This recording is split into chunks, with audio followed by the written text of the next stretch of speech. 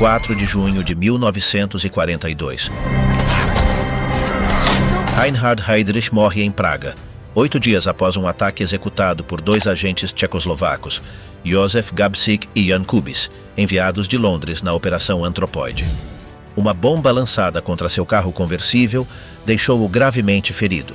Para sua esposa, Lina Heydrich, e seus 4 filhos, Klaus, Heider, Silke e Marte, o golpe não foi apenas familiar.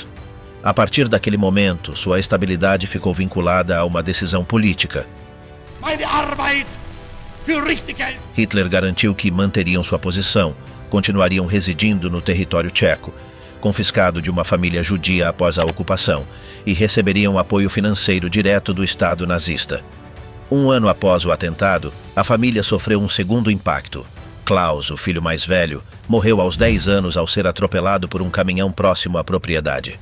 As autoridades alemãs consideraram que havia sido uma vingança deliberada contra o sobrenome Heydrich. Em 1954, um tribunal em Munique emitiu uma sentença que escandalizou a grande maioria da opinião pública alemã. Esta é a história de quem seguiu adiante carregando o sobrenome Heydrich após sua morte em 1942. Uma viúva e 4 filhos protegidos pelo aparato do Reich. Como vivem hoje os herdeiros de Reinhard Heydrich? E qual é a postura deles em relação ao passado do pai? Quais foram os planos de vingança após sua morte? A influência da esposa Lina Heydrich sobre o arquiteto do Holocausto e a promessa de Hitler.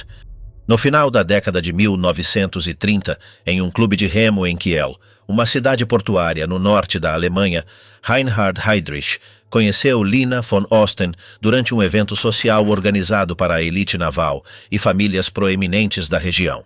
O encontro não foi casual nem irrelevante.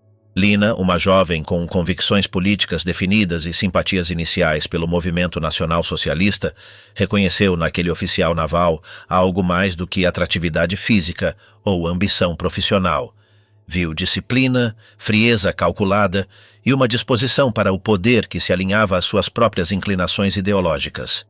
O que se seguiu não foi um romance convencional, mas o início de uma aliança que marcaria tanto a ascensão meteórica de Heydrich na máquina de terror nazista, quanto o destino da família que ele deixaria décadas depois. Na primavera de 1931, aquele encontro já havia desencadeado consequências inesperadas. Heydrich enfrentou uma investigação naval após se descobrir que havia se comprometido formalmente com Lina enquanto mantinha um compromisso prévio com outra mulher, filha de um diretor de estaleiro com importantes conexões industriais. O escândalo não foi pequeno. A Marinha Imperial Alemã, herdeira dos códigos de honra prussianos e de estruturas hierárquicas rígidas, não tolerava esse tipo de comportamento entre seus oficiais. O almirante Erich Raeder, comandante-chefe da Kriegsmarine, convocou Heydrich para uma audiência disciplinar em abril de 1931. O resultado foi irrevogável. Heydrich foi expulso da Marinha sem possibilidade de recurso, perdendo em poucas semanas uma carreira construída ao longo de anos, que representava estabilidade, prestígio e um futuro previsível em uma Alemanha ainda mergulhada na crise econômica do pós-guerra. Essa destituição, que à primeira vista parecia uma humilhação pessoal devastadora, tornou-se o ponto de ruptura que redirecionou sua vida para um caminho infinitamente mais sombrio. Sem emprego, sem renda estável e sem perspectivas imediatas em um mercado de trabalho colapsado pela Grande Depressão, Heydrich se viu em uma situação desesperadora. Lina, longe de se afastar, tornou-se o fator determinante do que viria a seguir. Ela havia cultivado conexões com círculos nacional-socialistas locais e conhecia membros do partido que atuavam no norte da Alemanha. Foi ela quem sugeriu, encorajou e finalmente facilitou o contato que mudaria tudo. Em junho de 1931, apenas 2 meses após sua expulsão da Marinha, Heydrich filiou-se ao Partido Nazista. Semanas depois, ingressou nas SS, a organização paramilitar de elite que Heinrich Himmler estava transformando de uma pequena guarda pessoal de Hitler num instrumento de controle ideológico e repressão sistemática que dominaria o Terceiro Reich. Himmler reconheceu imediatamente o potencial daquele jovem oficial desempregado. Heydrich não era um militante ideológico apaixonado nem um fanático de rua. Era um técnico do poder, um organizador meticuloso com formação militar, experiência em inteligência naval e uma capacidade excepcional para estruturar sistemas de vigilância e controle. Em setembro de 1931, Himmler encarregou-o da criação do Sicherheitsdienst, o serviço de inteligência das SS. O que começou como um pequeno escritório de contra-espionagem interna, transformou-se sob a direção de Heydrich em uma rede de espionagem que penetrou todas as camadas da sociedade alemã. Arquivos detalhados sobre adversários políticos, registros completos sobre inimigos potenciais do regime, sistemas de delação cidadã e vigilância sistemática da população tornaram-se ferramentas que o SD aperfeiçoou durante a década de 1930. Em 26 de dezembro de 1931, Reinhard e Lina se casaram em uma cerimônia realizada em uma igreja em Grossenbrode, uma pequena vila costeira próxima a Kiel. O casamento marcou o início formal de uma parceria que foi muito mais do que um vínculo pessoal. Lina não foi uma esposa passiva nem uma figura decorativa relegada ao espaço doméstico. Compartilhava a visão ideológica do marido, participava ativamente dos círculos sociais das SS e desempenhava um papel fundamental na construção da rede de relações que permitiu a ascensão meteórica de Heydrich. Durante os anos seguintes, enquanto a Alemanha transitava do colapso de Weimar para a consolidação do regime nazista, o casal construiu uma posição de poder que poucos dentro do aparelho do Terceiro Reich alcançariam. Entre 1933 e 1939, Heydrich consolidou seu controle sobre o aparato repressivo do regime. Após a tomada do poder pelos nazistas em janeiro de 1933, foi nomeado chefe da Polícia Política da Baviera, depois ampliou sua autoridade sobre a Gestapo e, finalmente, em 1939, assumiu a direção do Escritório Central de Segurança do Reich, a RSHA, uma estrutura burocrática que integrava a polícia política, a polícia criminal e o serviço de inteligência sob um único comando. A partir dessa posição, Heydrich tornou-se um dos arquitetos centrais do sistema de terror nazista. Organizou a coordenação entre as SS, a Gestapo e a polícia na perseguição a judeus, comunistas, social-democratas e qualquer grupo considerado inimigo do regime. Participou diretamente do planejamento da Noite dos Cristais, em novembro de 1938, uma onda de violência antissemita coordenada que destruiu sinagogas, comércios judaicos e vidas humanas por toda a Alemanha. Mais tarde, em janeiro de 1942, presidiu a Conferência de Wannsee, onde funcionários nazistas de diversos ministérios coordenaram a implementação técnica da solução final, o plano de extermínio sistemático dos judeus europeus. Durante esses anos, Lina e os filhos viveram uma existência marcada pelo privilégio material e pelo isolamento social seletivo. A família residia em Berlim, em uma casa fornecida pelo Estado, e desfrutava dos benefícios econômicos e sociais correspondentes ao posto de Heydrich dentro da hierarquia nazista. Em 1939, Lina já havia dado à luz 3 filhos, Klaus, nascido em 1933, Heider, no ano seguinte, e Silke, em 1939. Um quarto filho, Marty, nasceria em 1942, poucos meses antes da morte do pai. A vida familiar transcorria em um ambiente onde as estruturas do terror e as rotinas domésticas coexistiam sem aparente contradição. Lina organizava eventos sociais para famílias de oficiais das SS, participava de organizações femininas do partido e mantinha uma rede de contatos que reforçava a posição do marido dentro do regime. Em setembro de 1941, Heydrich foi nomeado protetor interino da Boêmia e Morávia, os territórios tchecos ocupados pela Alemanha desde março de 1939.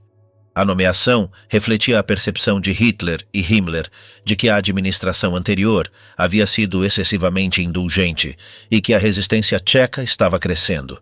Heydrich foi enviado para impor um controle rígido, reprimir qualquer forma de oposição e garantir que os territórios ocupados continuassem servindo aos interesses econômicos e estratégicos do Reich.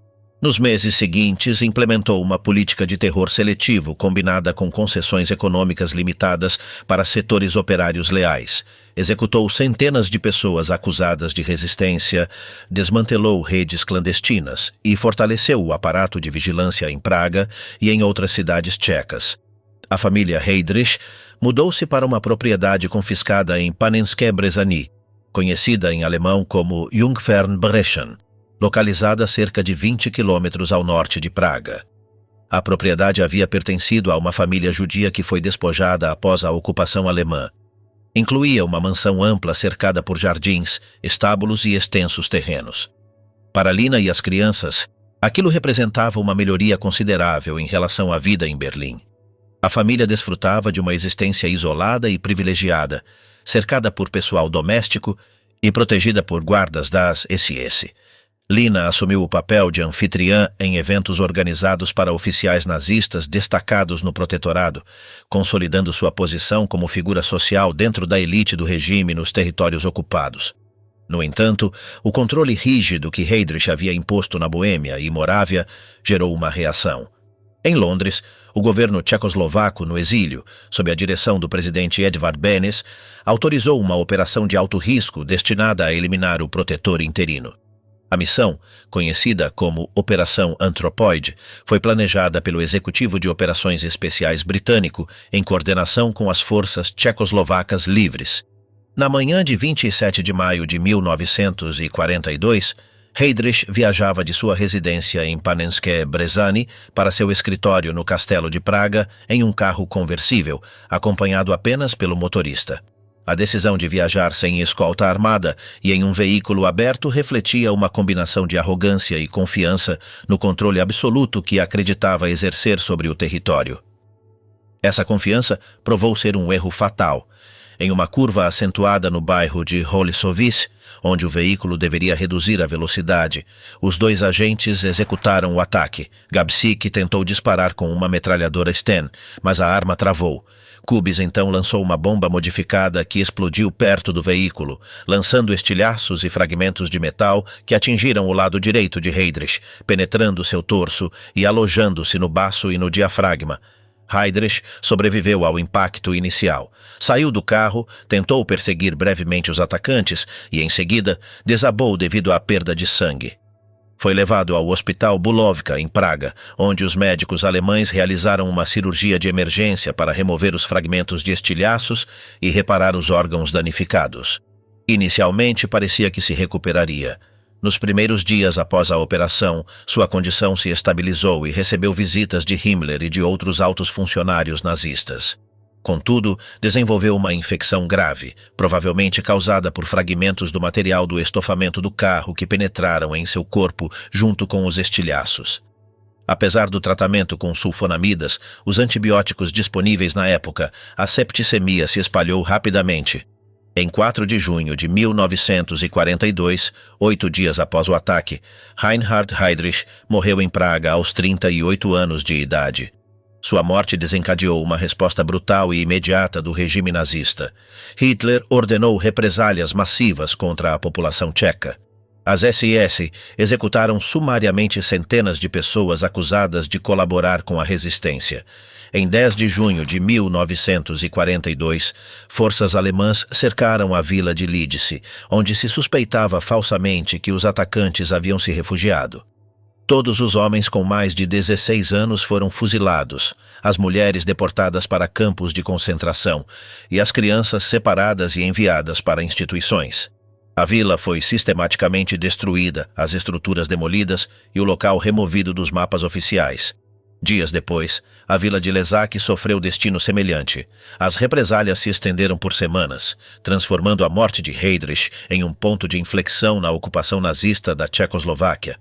Para Lina e seus 4 filhos, o impacto foi imediato, mas inicialmente amortecido pelas estruturas de proteção do regime. Hitler prometeu pessoalmente que a família manteria sua posição e suas propriedades. A residência em Panenské Brezany foi confirmada como propriedade permanente da família, e Lina recebeu garantias de que o Estado cobriria suas necessidades econômicas.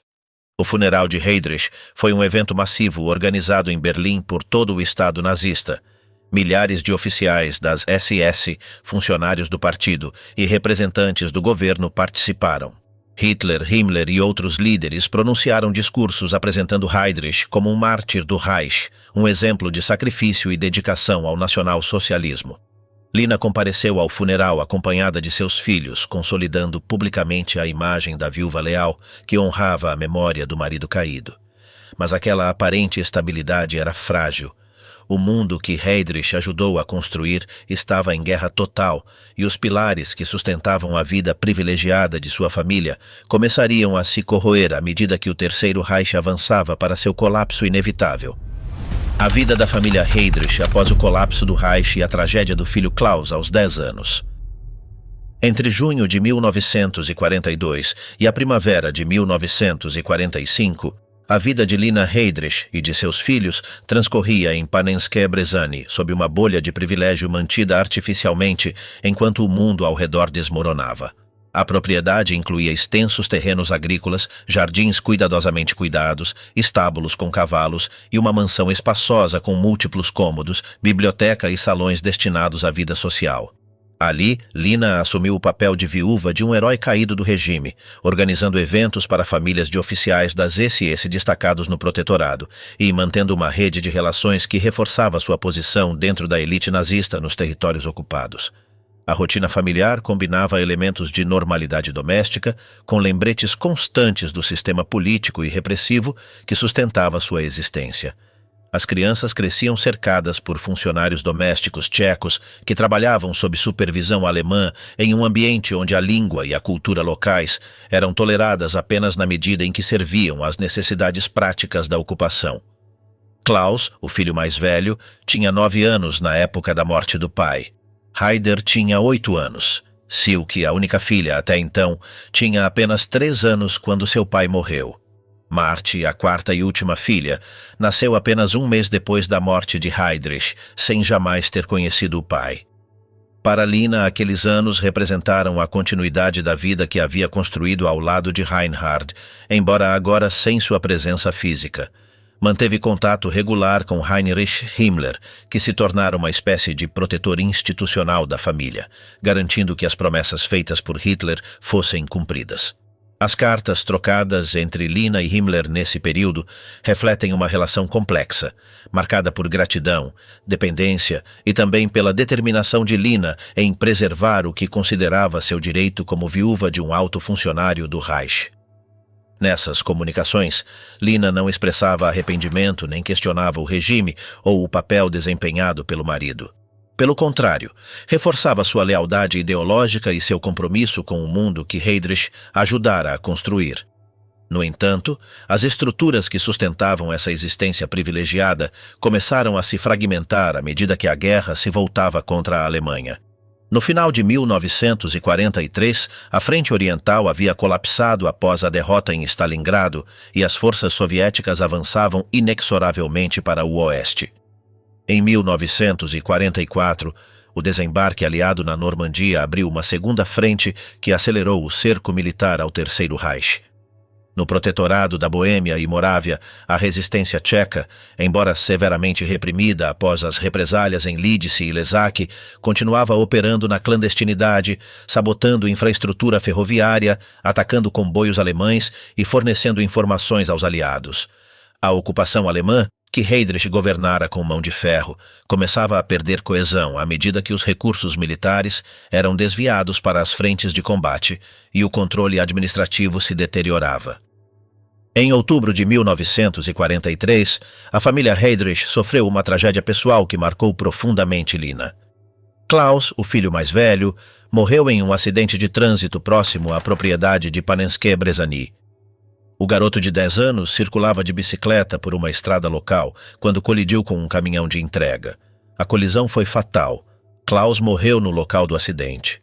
A notícia devastou Lina, que havia projetado no filho mais velho as expectativas de continuidade do legado familiar e a memória do pai. Hitler enviou pessoalmente suas condolências, e diversos altos funcionários das SS compareceram ao funeral realizado em Praga. O enterro incluiu honras militares e discursos que apresentavam a morte da criança como uma perda para a comunidade SS, reforçando a narrativa de que a família Heydrich ocupava um lugar especial dentro do regime. A morte de Klaus intensificou o isolamento emocional de Lina, mas não alterou sua lealdade ideológica, nem sua determinação de manter o status da família. Durante 1944, Enquanto as forças soviéticas avançavam em direção à Tchecoslováquia pelo leste e os bombardeios aliados intensificavam a destruição das cidades alemãs, Lina continuou residindo em Panenské Brezhany, aparentemente confiante de que o Reich encontraria uma forma de reverter o curso da guerra. Essa confiança era compartilhada por amplos setores da elite nazista, que haviam construído toda a sua vida sobre a premissa da invencibilidade do sistema e se recusavam a aceitar que o colapso era inevitável. Na primavera de 1945, essa negação já não era sustentável. Em abril, as forças soviéticas haviam penetrado profundamente no território tchecoslovaco, libertando cidades e vilarejos, enquanto avançavam em direção a Praga.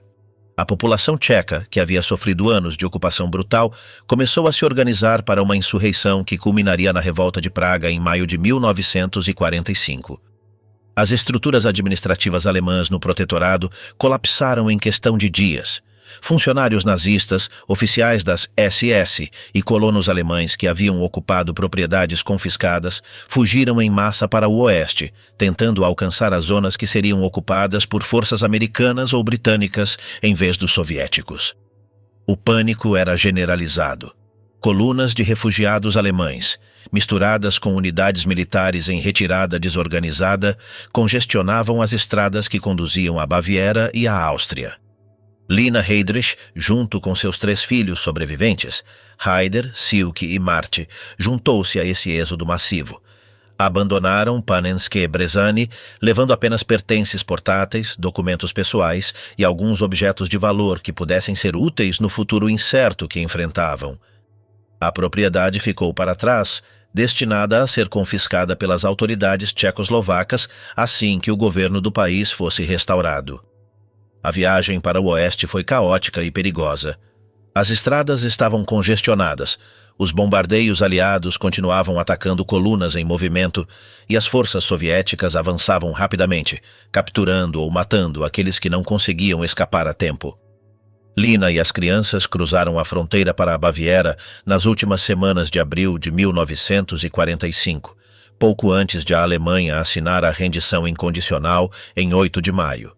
Ao chegar em território que em breve seria ocupado por forças americanas, Lina e seus filhos se viram em uma situação radicalmente diferente de tudo o que haviam conhecido. Não havia propriedade, não havia proteção institucional, não havia rede de apoio de oficiais das SS. O mundo que Heydrich ajudara a construir havia colapsado completamente. No final de 1945, a família se estabeleceu temporariamente em Achau im Chiemgau, uma pequena vila nos Alpes da Baviera. Ali, dependeram da assistência fornecida pelas autoridades locais aos refugiados alemães, de pequenas ajudas econômicas e do apoio limitado de familiares distantes. De viver em uma mansão confiscada com funcionários domésticos e privilégios materiais, passaram a habitar alojamentos temporários em condições precárias, sem renda estável e rodeados por milhares de outros alemães deslocados que também haviam perdido tudo. Mas o colapso material foi apenas o começo. O que viria a seguir seria um processo longo, burocrático e humilhante, que obrigaria Lina a justificar seu passado, defender seu direito a receber apoio estatal e navegar em um sistema legal criado para julgar e classificar aqueles que haviam participado do regime nazista. A desnazificação não foi um evento pontual, mas um processo que se estendeu por anos e que marcaria profundamente o futuro da família Heydrich. Lina Heydrich julgada nos tribunais e o processo de desnazificação. A desnazificação foi o processo pelo qual as potências ocupantes aliadas tentaram identificar, julgar e reintegrar milhões de alemães que haviam participado do regime nazista em diferentes níveis. Para Lina Heydrich, esse processo começou em 1946 e se estendeu por vários anos, tornando-se um elemento central que definiu sua vida no pós-guerra. Os tribunais de desnazificação na zona de ocupação americana, à qual a Baviera pertencia, classificavam os indivíduos em 5 categorias: principais responsáveis, comprometidos menores, seguidores e isentos.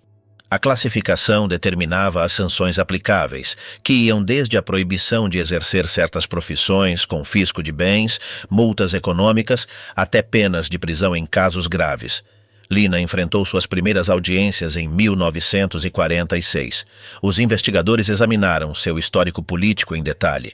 Descobriram que ela havia se filiado ao Partido Nazista em 1931, muito antes de Hitler chegar ao poder em 1933. Essa filiação precoce foi interpretada como indicativo de convicção ideológica genuína, não como oportunismo posterior ou adesão forçada. Os interrogadores também documentaram sua participação ativa em organizações femininas do partido, seu papel como anfitriã de eventos sociais para a elite da SS e os benefícios materiais que havia recebido durante o Terceiro Reich, incluindo a residência em uma propriedade confiscada em território ocupado. Todas essas informações foram compiladas em processos que serviriam de base para determinar seu nível de responsabilidade. Durante os interrogatórios, Lina adotou uma linha de defesa que manteria por décadas. Afirmou que sua participação política havia sido superficial e motivada apenas pelo idealismo juvenil. Negou ter conhecimento detalhado das atividades de seu marido, apresentando-se como uma esposa dedicada aos cuidados dos filhos e às tarefas domésticas, sem influência ou participação nas decisões políticas ou administrativas do regime. Quando questionada sobre a Conferência de Wannsee, sobre as deportações em massa de judeus ou sobre as execuções no protetorado da Boêmia e Morávia, Lina insistiu que Reinhard nunca havia discutido seu trabalho com ela, que ela vivia à margem desses acontecimentos e que não poderia ser considerada responsável pelas decisões tomadas por seu marido em sua função oficial. Os investigadores não encontraram evidências diretas de que Lina tivesse participado pessoalmente em crimes de guerra ou em decisões administrativas do regime. Não havia documentos que a vinculassem a ordens de deportação ou execuções. No entanto, os promotores argumentaram que sua posição como esposa de um dos arquitetos centrais do Holocausto, sua presença em eventos oficiais, sua participação em redes sociais da SS e os benefícios materiais de que desfrutou a tornavam uma beneficiária consciente do sistema, não uma vítima ou observadora passiva. Esse argumento enfrentou limitações legais. Os tribunais de desnazificação operavam sob critérios definidos que exigiam provas concretas de participação ativa e não apenas associação matrimonial ou benefício indireto. Em 1949, após vários anos de procedimentos, Lina foi classificada como Mitläuferin, ou seja, seguidora ou colaboradora passiva. Essa categoria era a segunda menos severa no sistema de classificação e implicava sanções econômicas limitadas e restrições profissionais temporárias, mas não incluía penas de prisão nem confisco total de bens. A decisão gerou controvérsia. Setores da opinião pública alemã e grupos de vítimas do nazismo consideraram que a classificação era excessivamente indulgente, argumentando que a viúva de Reinhard Heydrich não poderia ser tratada como uma simples seguidora sem responsabilidade significativa. Outros defenderam o veredicto, destacando que os tribunais haviam atuado conforme a lei e que não existiam provas suficientes para uma classificação mais severa.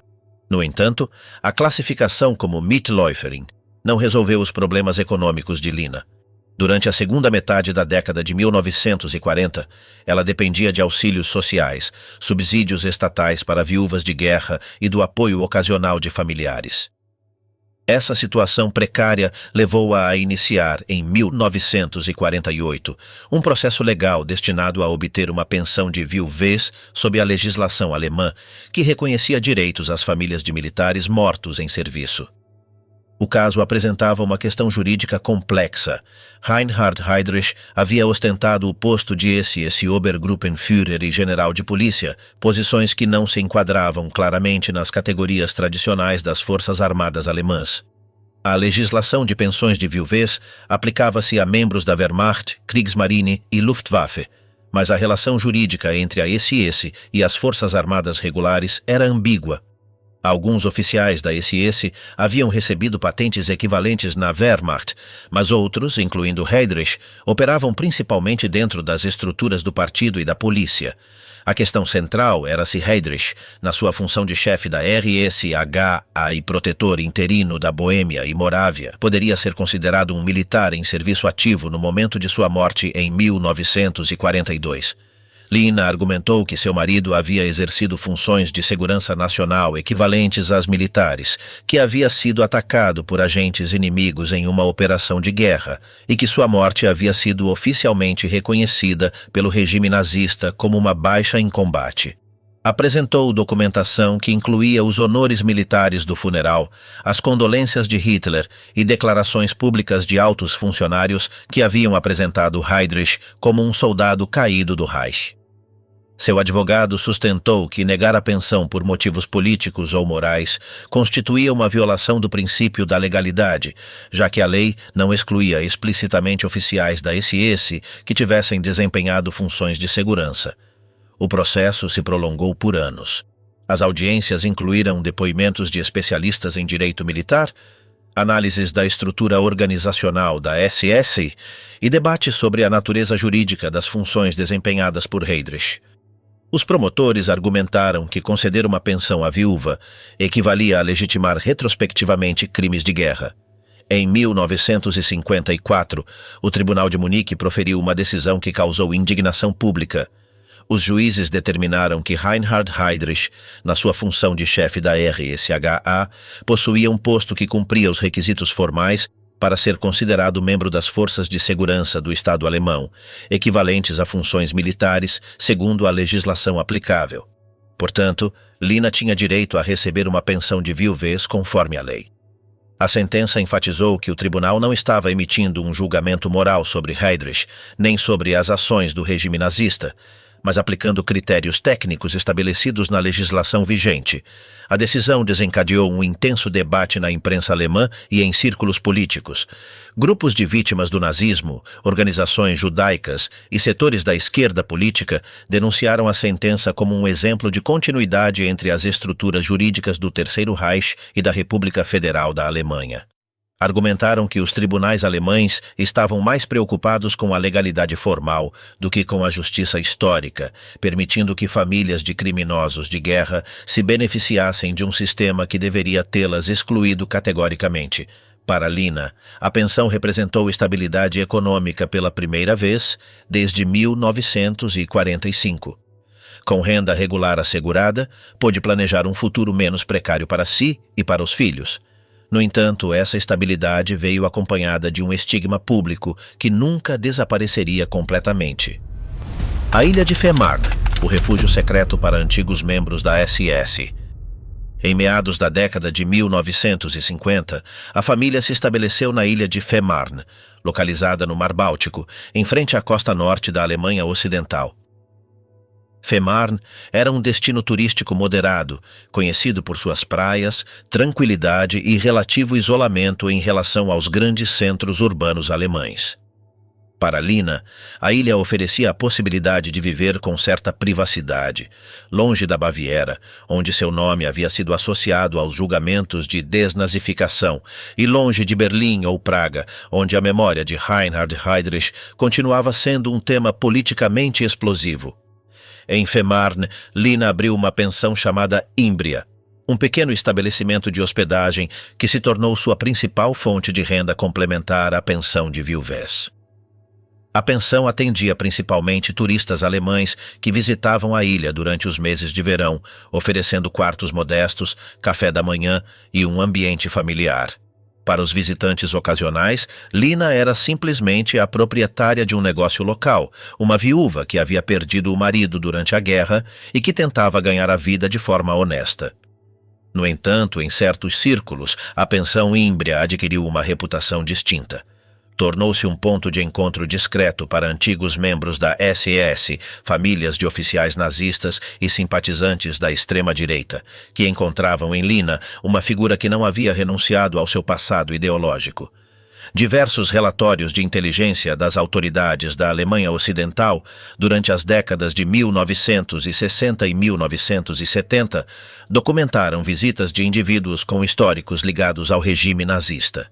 Lina mantinha contato com redes informais de antigos membros da SS e participava ocasionalmente de encontros privados, nos quais se discutiam temas relacionados à memória do Terceiro Reich, as injustiças percebidas dos julgamentos de Nuremberg e a narrativa de vitimização dos alemães durante o pós-guerra. Ao longo das décadas de 1960 e 1970, Lina concedeu várias entrevistas a jornalistas e escritores interessados em sua história. Sua disposição para falar publicamente variava conforme o contexto e o interlocutor, mas quando aceitava, suas declarações refletiam uma lealdade inquebrantável ao marido e uma recusa consistente em questionar o legado do regime nazista. Nessas conversas, Lina descrevia Reinhard como um homem dedicado, disciplinado e leal ao seu país, enfatizando suas qualidades pessoais como esposo e pai, enquanto minimizava ou negava diretamente seu papel no Holocausto e nas políticas repressivas do Protetorado da Boêmia e Morávia. Uma das entrevistas mais documentadas foi realizada pela jornalista norte-americana Nancy Dougherty, que visitou Fehmarn no final da década de 1970 e manteve conversas extensas com Lina, as quais foram gravadas e posteriormente citadas no artigo Interview with the Hangman's Wife, publicado em veículos especializados em crimes históricos. Nessas gravações, Lina aparecia como uma mulher de memória aguçada, capaz de recordar com precisão datas, nomes e detalhes de eventos ocorridos décadas antes.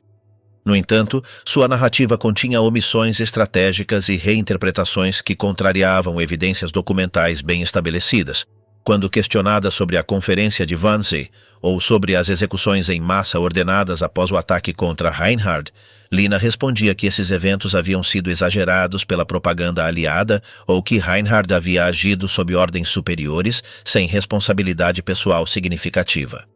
Essas declarações geraram reações divergentes. Historiadores e sobreviventes do Holocausto criticaram duramente as entrevistas, argumentando que Lina perpetuava o negacionismo histórico e que os meios de comunicação não deveriam fornecer plataformas para esse tipo de discurso. Outros analistas consideraram que as entrevistas tinham valor documental, precisamente porque revelavam a persistência de lealdades ideológicas entre seguidores do nazismo décadas após a queda do regime, oferecendo uma janela para a mentalidade daqueles que não haviam passado por nenhum processo genuíno de confrontação com o passado. Em 1976, Lina publicou suas memórias sob o título Leben mit einem Kriegsverbrecher, Vida com um criminoso de guerra. O livro foi editado por uma pequena editora alemã e teve circulação limitada, mas gerou atenção significativa da mídia.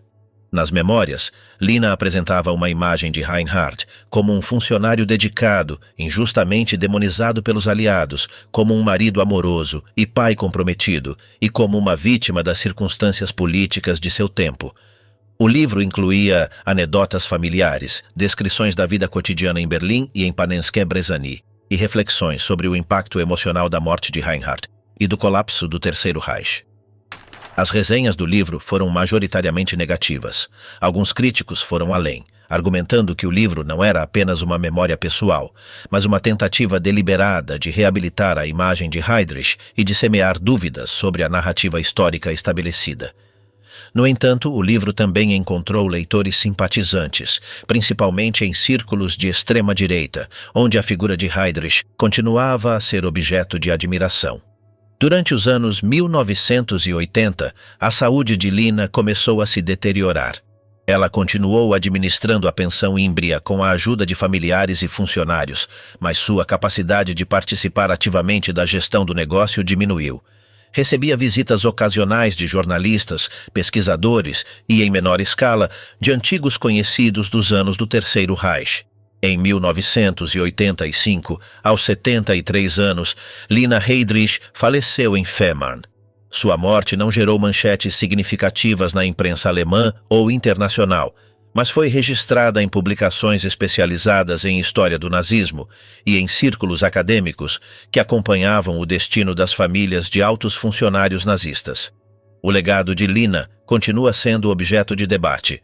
Para alguns historiadores, ela representa um caso emblemático de negação e lealdade ideológica persistente. Um lembrete de que a desnazificação foi um processo incompleto, que permitiu que indivíduos com convicções nazistas profundas se reintegrassem à sociedade alemã, sem experimentar uma transformação genuína. Para outros, Lina simboliza as complexidades da memória coletiva na Alemanha, onde narrativas pessoais, justiça legal e responsabilidade histórica colidiram de maneiras que o sistema judiciário e político nem sempre soube lidar adequadamente. Além das interpretações, o que fica claro é que Lina viveu durante 40 anos após a guerra sem modificar substancialmente suas convicções, sem expressar arrependimento público pelo regime que seu marido serviu e sem reconhecer o sofrimento massivo que esse regime havia causado. Essa postura teve consequências não apenas para sua própria vida, mas também para a forma como seus filhos navegaram pelas décadas seguintes, carregando um sobrenome que, para milhões de pessoas ao redor do mundo, continuava sendo sinônimo de terror e medo. Os filhos de Heydrich, Klaus, Haider, Silke e Marte.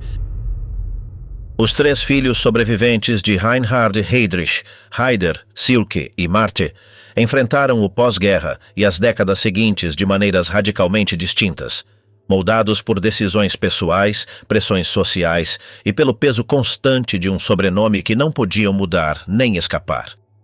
Klaus Heydrich, nascido em junho de 1933, foi o primogênito de Reinhard e Lina.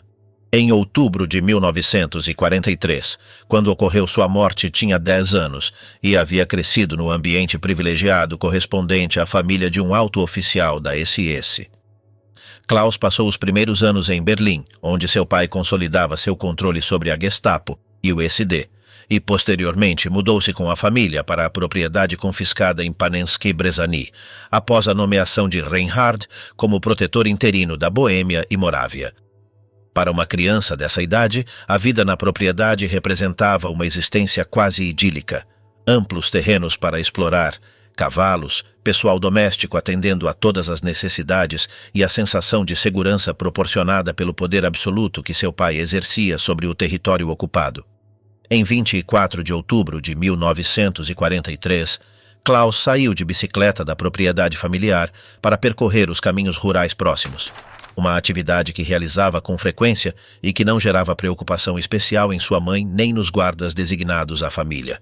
No entanto, em um trecho de estrada próximo à aldeia de Jungfernbrechen, Klaus colidiu frontalmente com um caminhão de entrega que circulava em direção oposta.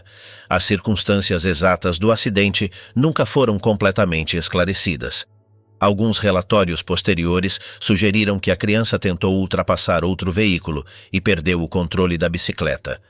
Outros mencionaram que o caminhão invadiu parcialmente a faixa contrária em uma curva. A notícia chegou a Lina em questão de minutos. O motorista do caminhão, um trabalhador tcheco empregado por uma empresa de transporte alemã, foi imediatamente detido pelas autoridades locais e submetido a interrogatório. Determinou-se que não havia evidências de intenção ou de negligência grave e que o acidente fora resultado de uma combinação de excesso de velocidade por parte do condutor e manobra imprudente por parte da criança. No entanto, a investigação ocorreu sob a sombra da paranoia nazista sobre atos de resistência e sabotagem. Durante dias, as autoridades alemãs consideraram a possibilidade de que o acidente tivesse sido provocado deliberadamente como forma de vingança contra a família Heydrich. O funeral de Klaus foi celebrado em Praga com honras correspondentes à sua condição de filho do falecido protetor interino. Adolf Hitler enviou pessoalmente uma mensagem de condolências a Lina, expressando seu pesar pela perda e lembrando o sacrifício de Reinhard pelo Reich. Heinrich Himmler compareceu ao funeral acompanhado por vários altos oficiais da SS, transformando o evento em uma manifestação pública do apoio institucional que o regime continuava a prestar à família Heydrich. O caixão foi coberto com uma bandeira nazista e um destacamento da SS prestou honras militares durante a cerimônia. Para Lina, a morte de Klaus representou não apenas uma perda pessoal devastadora, mas também a interrupção das expectativas que ela havia depositado em seu filho mais velho como continuador do legado familiar. Em entrevistas posteriores, realizadas décadas depois, Lina mencionou repetidamente a morte de Klaus como um dos momentos mais dolorosos de sua vida, equiparando-a, em termos emocionais, à morte de Reinhard. Com a morte de Klaus, Haider tornou-se automaticamente o filho mais velho sobrevivente e, portanto, o principal portador masculino do sobrenome Heydrich em sua geração. Nascido em dezembro de 1934, Haider tinha apenas 7 anos quando seu pai morreu em junho de 1942. Suas lembranças diretas de Reinhard eram fragmentárias e limitadas, construídas mais por meio das narrativas que sua mãe repetia constantemente do que por experiências pessoais significativas. Durante os últimos anos da guerra, entre 1943 e 1945, Haider viveu na propriedade de Panenské Brezhany em um ambiente cada vez mais tenso, à medida que as notícias da frente reportavam derrotas alemãs e o cerco militar ao Terceiro Reich se estreitava. Após a fuga da família para a Baviera em abril de 1945 e o estabelecimento em Achau, em Chiemgau, Haider iniciou sua educação formal no sistema escolar alemão do pós-guerra. Essa transição não foi simples. O sobrenome Heydrich já era conhecido publicamente na Alemanha, associado diretamente a um dos criminosos de guerra nazistas mais notórios. No ambiente escolar, Haider enfrentou situações de rejeição, zombarias e isolamento social por parte de colegas cujos pais haviam sido vítimas do regime nazista, ou que simplesmente não queriam que seus filhos se relacionassem com a família de um criminoso de guerra. No entanto, também existiam setores da sociedade bávara, especialmente em zonas rurais e conservadoras, onde persistiam simpatias nazistas encobertas e onde o sobrenome Heydrich não gerava rejeição automática. Durante a década de 1950, enquanto Lina lutava para obter sua pensão de viuvez e enfrentava os processos de desnazificação, Haider concluiu sua educação secundária e decidiu estudar engenharia, uma carreira técnica que lhe permitiria construir uma vida profissional sem depender de conexões políticas ou exposição pública. A escolha da engenharia não foi casual. Ao contrário de áreas como direito, história ou ciência política, onde seu sobrenome poderia gerar debates constantes sobre o passado nazista, a engenharia oferecia um espaço aparentemente neutro, técnico e apolítico, onde suas capacidades profissionais poderiam ser avaliadas sem referência constante ao pai. Haider trabalhou durante décadas como engenheiro em empresas alemãs, mantendo um perfil absolutamente discreto e recusando sistematicamente qualquer solicitação de entrevista ou participação em documentários, livros ou projetos jornalísticos relacionados à memória do Terceiro Reich.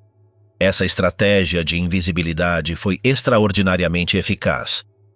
Diferentemente de outros filhos de criminosos de guerra nazistas que se tornaram figuras públicas, seja condenando seus pais ou defendendo-os, Haider conseguiu, por mais de meio século, viver uma existência profissional e familiar convencional, sem que seu sobrenome gerasse atenção constante da mídia.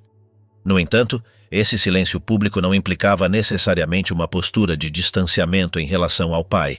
No âmbito privado, Haider mantinha uma imagem de Reinhard Heydrich, construída principalmente através das narrativas de Lina. O silêncio público de Haider se rompeu parcialmente em 2009, quando ele aceitou conversar com John Martin, um historiador britânico que pesquisava a operação Anthropoid para seu livro The Mirror Caught the Sun. Segundo o relato de Martin, Haider tinha então 75 anos e aceitou a entrevista sob a condição de que não fossem publicadas fotografias recentes dele nem detalhes sobre seu local de residência específico. Durante a conversa, Haider adotou uma postura claramente defensiva em relação ao pai. Quando Martin perguntou especificamente sobre a conferência de Wannsee, onde Reinhard presidira a reunião que coordenou a implementação administrativa do Holocausto, Haider respondeu que seu pai havia sido um organizador técnico, seguindo ordens superiores, e não o ideólogo por trás da política. A ruptura mais significativa do silêncio de Haider ocorreu em 2011, quando se tornou público que ele havia oferecido apoio financeiro para a restauração da antiga residência familiar em Panenské Brezhany. A propriedade, confiscada pelo Estado tchecoslovaco após 1945, permaneceu durante décadas em estado de abandono e deterioração. Em 2011, o edifício apresentava danos estruturais graves, o telhado tinha infiltrações, as janelas estavam quebradas e a vegetação havia invadido os jardins. Diversas organizações tchecas haviam proposto projetos para transformar a propriedade em um museu dedicado a documentar a ocupação nazista da Tchecoslováquia e as atrocidades cometidas sob o governo de Reinhard Heydrich, mas nenhum desses projetos havia obtido financiamento suficiente. Haider, que na época tinha 77 anos, entrou em contato com as autoridades tchecas por meio de intermediários legais e ofereceu uma quantia significativa destinada especificamente à restauração arquitetônica do edifício. Ele argumentou que permitir que o prédio desmoronasse equivalia a perder uma fonte documental importante para a educação histórica das futuras gerações. A proposta gerou uma reação imediata e majoritariamente negativa na República Tcheca.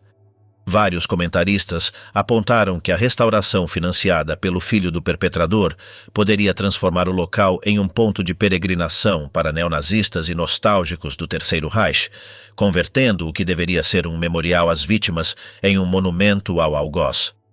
As autoridades locais de Panenské Brezhany rejeitaram a oferta.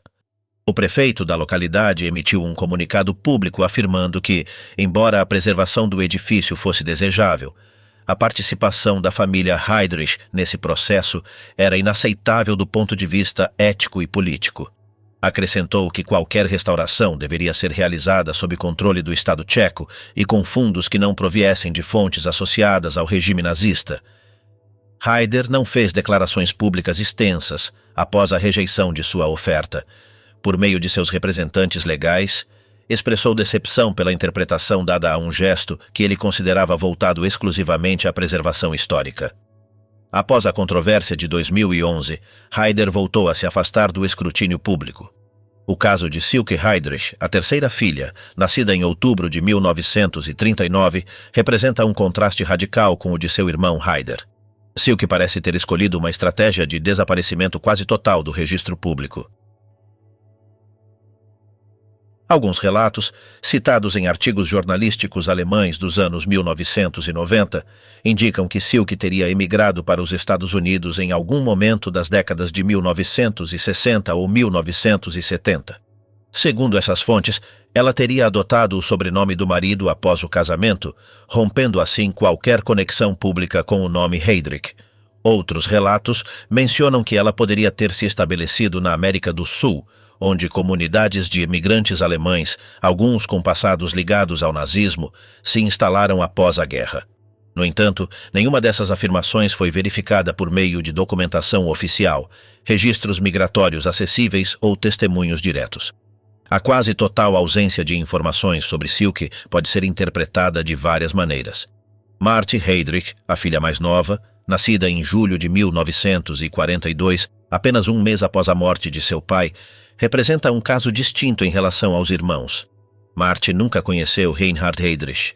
Essa ausência de experiência direta influenciou profundamente a forma como Marthe se relacionou com seu sobrenome nas décadas seguintes. Após o casamento, adotou o sobrenome Beyer, nome que utiliza até hoje. Estabeleceu-se em Fehmarn, a mesma ilha do Mar Báltico onde sua mãe Lina operou a pensão Ímbria por décadas. Essa escolha geográfica não foi casual. Fehmarn representava um ambiente familiar, um lugar onde Marthe passou parte da juventude e onde existia uma rede de conhecidos que a lembravam como filha de Lina e não necessariamente como filha de Reinhard. Na ilha, Marthe abriu uma pequena loja de roupas que administrou por anos, mantendo um perfil absolutamente discreto e evitando qualquer participação em debates públicos sobre o Terceiro Reich ou sobre a memória de seu pai. Ela manteve uma postura de distância quase absoluta em relação ao legado paterno. As raras declarações públicas conhecidas refletem mais a carga psicológica de carregar aquele sobrenome do que uma posição ideológica definida. Em uma breve entrevista concedida à revista alemã Stern, na década de 1990, Marthe expressou com franqueza a dificuldade de viver sob a sombra do nome Heydrich. Ela apontou que as pessoas não conseguem imaginar o que significa ter um pai como Reinhard, que esse nome a persegue constantemente e que nunca teve a oportunidade de conhecê-lo pessoalmente para formar uma opinião baseada em experiência direta. Essas declarações são significativas porque refletem uma posição fundamentalmente distinta da de sua mãe Lina e de seu irmão Haider. Marthe não defendeu ativamente o pai, não questionou a narrativa histórica estabelecida sobre seus crimes, nem tentou reabilitar sua imagem. Sua postura era a de alguém presa entre um passado que não escolheu e um presente que não pode se separar completamente desse passado, sem encontrar uma resolução satisfatória para essa tensão. Em Fehmarn, Marty vive atualmente com o sobrenome Bayer, administrando seu negócio e mantendo uma existência privada. Não concede entrevistas, não participa de documentários e não publicou memórias nem declarações extensas sobre sua família. A terceira geração da família Heydrich adicionou novas camadas de complexidade ao legado familiar. Marty tem um filho chamado Reinhard, que leva o mesmo nome do avô. A decisão de manter esse nome, presumivelmente tomada por Marty e seu esposo décadas após a guerra, é por si só significativa. Alguns a interpretam como um gesto de continuidade familiar, uma forma de honrar a memória de um parente falecido, independentemente de seu legado histórico. Outros a veem como uma provocação desnecessária. Reinhard Heydrich, o neto, concedeu declarações muito limitadas à mídia alemã nas últimas décadas. Em uma entrevista citada em diversos artigos jornalísticos, expressou a opinião de que ninguém conhece realmente a totalidade do que seu avô fez, sugerindo que existe margem para dúvida sobre o alcance de sua responsabilidade. O contraste mais marcante dentro da família extensa Heydrich vem de Peter Thomas Heydrich, filho de Heinz Heydrich, o irmão mais novo de Reinhard. Peter Thomas, que não é descendente direto de Reinhard, mas sim seu sobrinho, adotou uma postura radicalmente distinta da dos filhos diretos de Reinhard. Em declarações públicas feitas em entrevistas e participações em documentários históricos, Peter Thomas expressou críticas abertas à maneira como os filhos de Reinhard lidaram com o legado do pai. Segundo Peter Thomas, é lamentável que Heider, Silke e Marty nunca tenham se distanciado publicamente das ações de Reinhard, nem reconhecido, ainda que simbolicamente, o sofrimento experimentado sob sua autoridade. Peter Thomas argumenta que o silêncio não é uma postura neutra, mas implica uma forma de cumplicidade passiva com um passado que deveria ser condenado sem ambiguidade. Ele destacou que outros descendentes de criminosos de guerra nazistas encontraram maneiras de confrontar esse legado publicamente, seja por meio de declarações, participação em projetos educativos ou doações a organizações de vítimas do Holocausto, enquanto a família direta de Reinhard Heydrich não seguiu nenhum desses caminhos. Essas diferenças de perspectiva dentro da família extensa são reveladoras. Mostram que não existe uma resposta única ou inevitável sobre como os descendentes de perpetradores devem se relacionar com o passado. As escolhas individuais variam conforme fatores como a proximidade geracional, a influência de narrativas familiares transmitidas oralmente, o contexto social em que cada pessoa cresceu e as decisões conscientes sobre responsabilidade moral e posicionamento público. O que é indiscutível é que nenhum dos filhos diretos de Reinhard Heydrich se envolveu em ativismo político de extrema-direita, neonazismo ou tentativas organizadas de reabilitar publicamente a imagem do pai por meio de plataformas políticas. Ao contrário de casos documentados em que descendentes de nazistas se tornaram defensores ativos de ideologias totalitárias, os Heydrich optaram em sua maioria pelo silêncio, pela privacidade e pela construção de vidas convencionais, afastadas do escrutínio público. Essa escolha, embora não elimine as questões sobre responsabilidade histórica, os distingue daqueles descendentes que usaram seu sobrenome para promover agendas políticas extremistas. No entanto, o silêncio também não é moralmente neutro. Em um contexto em que o Holocausto continua a ser negado ou minimizado por setores da extrema-direita, onde sobreviventes e seus descendentes seguem lutando por reconhecimento e reparação, e onde a memória histórica é um campo de batalha político constante, a ausência de reconhecimento público por parte dos descendentes diretos de um dos principais arquitetos do extermínio tem implicações que vão além do pessoal. O caso da família Heydrich levanta questões fundamentais que as sociedades democráticas continuam debatendo. O que se espera dos descendentes de perpetradores? O distanciamento público é uma obrigação moral ou uma expectativa injusta? O silêncio pode ser interpretado como cumplicidade? Existem formas apropriadas de honrar a memória de um parente sem minimizar seus crimes? Essas perguntas não têm respostas simples ou universais. O que o caso Heydrich demonstra é que o impacto dos crimes do Terceiro Reich não se limitou às gerações que os perpetraram ou sofreram diretamente, mas se estendeu por décadas, afetando a vida de descendentes que carregam um nome que a história julgou de forma definitiva. A maneira como cada um dos filhos de Reinhard Heydrich escolheu lidar com esse peso Da defesa velada de Ryder à quase total invisibilidade de Silke, passando pelo silêncio constrangedor de Marty, reflete a complexidade de processar legados históricos traumáticos no âmbito da vida individual e familiar.